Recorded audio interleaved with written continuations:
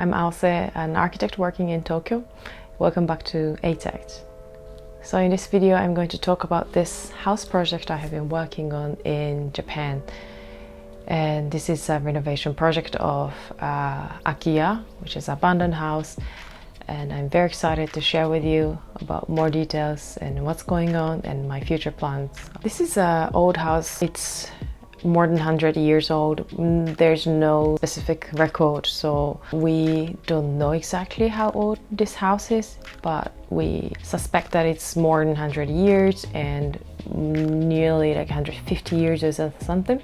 It's wooden, traditional Japanese house, and we had this specialist engineer coming in a few weeks ago, checking the house and its conditions and what kind of seismic prevention we need in this house. And they were surprised the quality of this house and how good quality materials are used in the construction. This house is located in such a nice location to experience countryside living in Japan, so that's why I'm very excited about it. I grew up in a bit more near to city, so this was a place I always came in summer or at the end of the year, New Year's, to see my grandparents. So this house was owned by my grandparents.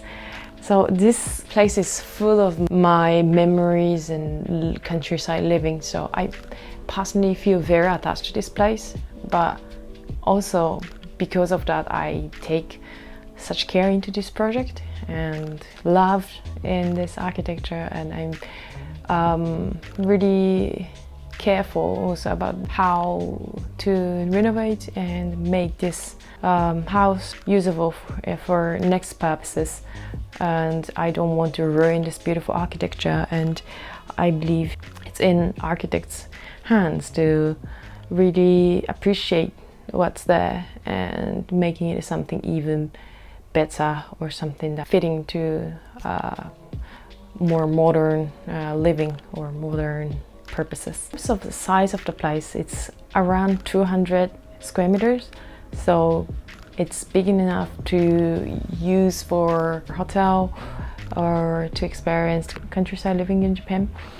And I think this is just such a beautiful architecture that should be maintained and passed down to next generations. And I believe, with really careful consideration in terms of architecture design, this can be well appreciated beyond my family's, including visitors from other countries or even Japanese, because we don't live in this kind of traditional house anymore. And like including myself, I was lucky to have this kind of house as my parents, as my grandparents' house.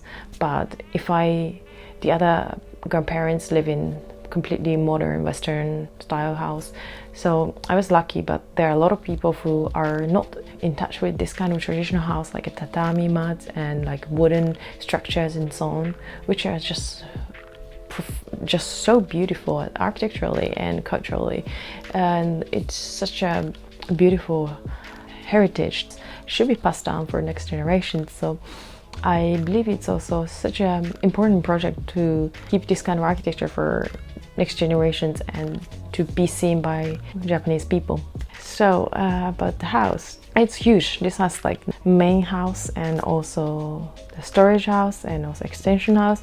And this house is very old, so it's not perfect. There are a lot of things that has been already falling apart, like some of the floorboards are already like making noises, quirking, and what else? And some parts has been like kind of modified and fixed throughout the years. So those spots, for example, like window frames and also kitchen, water it's not running anymore, so that also has to be fixed.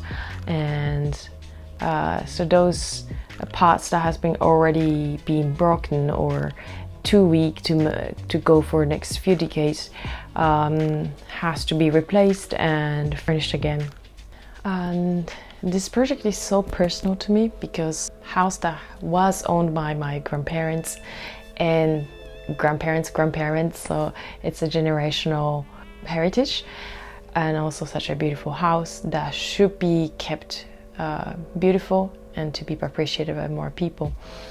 So yeah, personal and like family connection is probably one of the biggest motivation behind this, but also my love for architecture and to the motivation to make let people see this beautiful space and experience this countryside living in Japan again is a big motivation.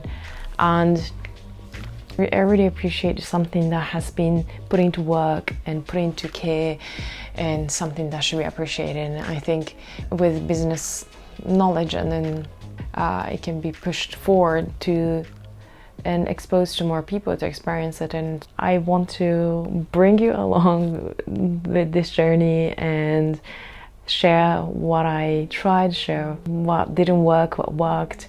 And I'm sure there will be a lot of difficulties. I want to show everything, I guess, and not just make something so pretty and like only good good side of something, but everything has always good side and bad side, right?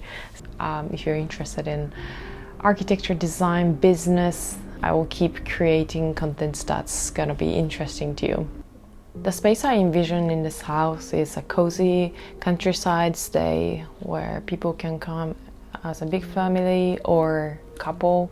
It doesn't matter. It's such a huge space, and I want to make this space as comfortable as possible for people to just relax and feel the tatami mat and see this beautiful structure that has been there for more than 100 years, and enjoy the mountains and also a beautiful lake.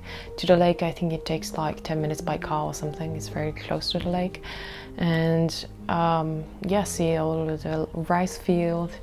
It's something that I experienced growing up, and I really appreciate that I experienced such rich countryside living as a kid, because that part really helps me go through life knowing that there's this kind of world other than just city life and busy life all the time. And I think I would be very happy to share this kind of life and this beautiful house, and share a little bit of what it feels like to live in countryside Japan. And I'm sure people can stay for a short time, just 1 or 2 nights, just go through by a car, or if they want to stay for months, I'm sure it's possible. And I think it's like, I personally think it's very interesting to travel like you live in a place. So I also was in I was in the US for like 2 years, and then I was in Mexico for 4 months, and then in Berlin for a month or something like that. And I always try to not just travel and just see fancy places and go to fancy restaurants, but I always try to stay one spot, one country, and really see, like daily life of people. That's very interesting to me. And I like to travel like I live in a place, and I imagine this place to be something like that for people to stay for a long time and experience countryside living in a very organized, well-designed space. That's such a rich experience to have in another country, and that's something that I would be personally be willing to do. So yeah, I think as an architect you want to make something that you would appreciate, and I think some directors of a movie, or I think some people say like the most personal experience is the most general experience, and I think as an architect we want to really create something that's personal, that's most general, or that can touch other people. And that's what I try to do with this project, that I want to make a space that I would love to live in, and I also personally absolutely love that place. So yeah, I'm gonna make this space that's comfortable, cozy for people to come and just travel like they live there, and that's something I envision for this house. Also, this house is located in front of Nakasendo Street, which is a traditional street that connects Kyoto and Tokyo. So Kyoto was capital once, and then the capital, moved to Tokyo, and people always like travel from Tokyo and to Kyoto, Kyoto to Tokyo, back and forth. And if you walk the street, you can reach either Kyoto or Tokyo, because it's it's on the way between two cities. And yeah, there are a lot of like Japanese paintings about this tree, and yeah, you can find some like stays, like traditional stays that has been used in the Edo period, like in 19th century. So this is a very traditional street, and it also makes sense to make this house in accommodation, so that people feels like they are traveling in Edo period. I don't know, I think it makes sense. Yeah, but there are a lot of challenges when it comes to this project. Not enough budget, that's the first thing, I think. Yes, it's a completely personal project, so firstly I have to think about budgeting. I think it requires around 100k to renovate and fully finish it. So I'm gonna have to think about that. I think renovating and doing maybe even DIY would be really fun, and that would be something that's gonna require a lot of people. And what else? Also the knowledge. This is the first time I'm renovating this house into accommodation, so I'm gonna have to go through all of the legal side of the project, also architecture design. Architecture design is what I do as a profession, so that's something probably the easiest part. Yeah, also the time I actually had this professional engineers check the structure strength a month ago or something, and they will give me the number, like what kind of structural reinforcement that will be required for the house. So that's gonna also require some budgeting.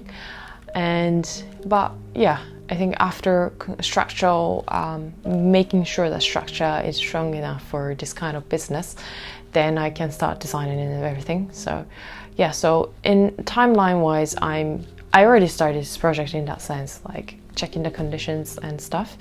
But probably, yeah, next step is to design and just start really budgeting this project. And yeah, let's see. I'm gonna bring you along with this journey, sharing process, what kind of challenges I will face, and with good days and bad days, everything. So I will keep you posted, and thank you so much for watching this video, and I will see you in the next one.